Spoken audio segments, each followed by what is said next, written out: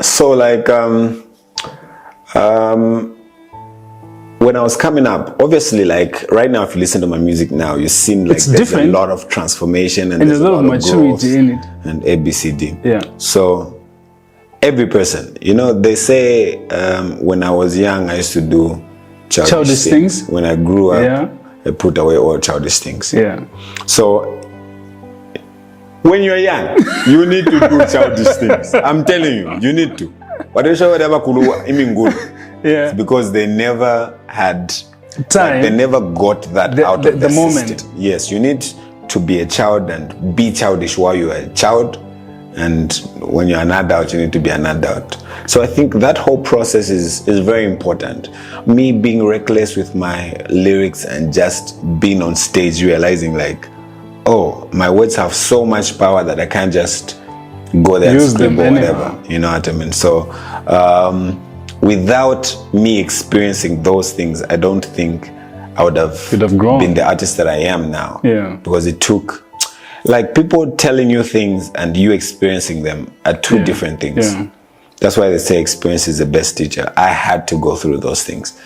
So again, I don't regret those things. I learned from them. Great stuff. Talk to me about the strategies that artists use to get to a certain level and what you think you used and worked for you. Because I believe there are a lot of artists coming up out there, a lot of them, and they're wondering, how do you make it big in Zambia? If maybe you're a hip hop artist, or let's just say music in general. What are some of those strategies that you use that you think this can work for any artist?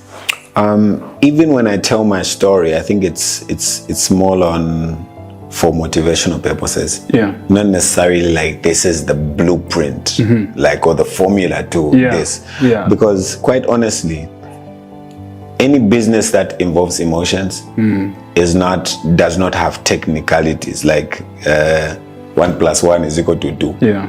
You know, in our business, 1 + 1 can be equal to 4. Yeah, because people don't respond the same way to like different artists or different brands. Yeah. I always give this example of how like a Nez Long or a Bobby East can get away with saying, I love ass. And then those same words, I love ass. Yeah. If Ebo Chungu or Pompey said them, it would be like a career-ending blunder. They're finished automatically. Yeah. So all of us have like our own independent path. Yeah. And even when you study like the greats, because all of us had to study the greats, the legends, you had to be inspired by something. But even when we do that, I think we should not strive to be like that person or be that person, but we should also understand that people are going to respond to me differently and I'm going to impact people differently, so I have to create my own path. There's a lot of self-discovery that all of us have to do in order to know like our full potential or what works for us and what doesn't work for us. So unfortunately, that's something that every artist has. But what worked for you? What worked for you? The number one thing is I had to learn things about myself. Okay. Yeah. Even before like mental health became like a big thing, I was really curious about what makes me tick. Okay. Like, for example, all of us have like times where we are inspired or you have a muse, what they call a muse, like a source of inspiration.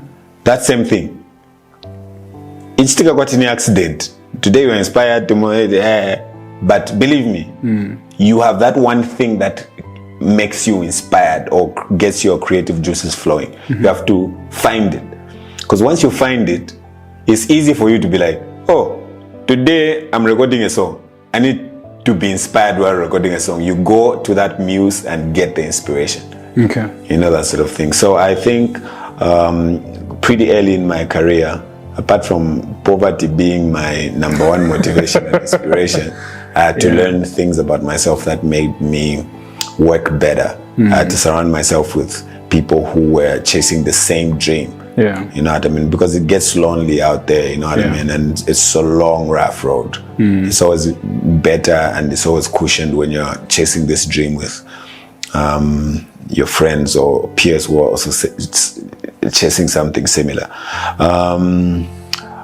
We started at Danger Zone Studios. Of course, we had like a bunch of other places where I was before, like Wave of Change, Zilile Media, and different places. But at some point, I ended up Danger Zone Studios, where we had Wayoka, Dandy, Afunika, Baska, and so many others. And together we chased this dream. You know, so it's things like that. It's you knowing what works for you and what doesn't work, but also you knowing it's going to be a rough road, so I need to surround myself with people who are also chasing the same thing, and also remaining focused and remaining disciplined. I think that's how come I still don't drink or smoke even up to now. It's because of that's like I had to teach myself discipline.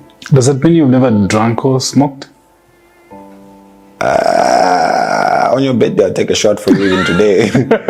But like drinking, wow. Bumuka. That's amazing. But what was driving you? I understand you guys worked really hard to push yourselves, you, your team, Dandy Crazy, Afunika.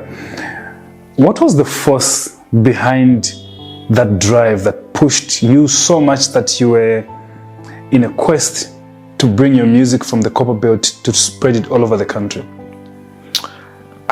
Like I keep saying, I think poverty is the #1 motivation or motivating factor. I think every time someone has like a plan B or like is treating this thing like a hobby,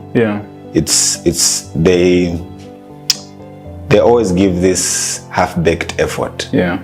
You know what I mean? But if you know, like, if this fails, I have nothing. This is all I have. I think people go all out and they have no reservations. I always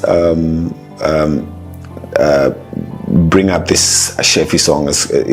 He had a song called Nakadimu Olympia on Amnesia. I listened to that. So Nakadimu Olympia is like, yo, I hustle like I'm broke, like I have no money.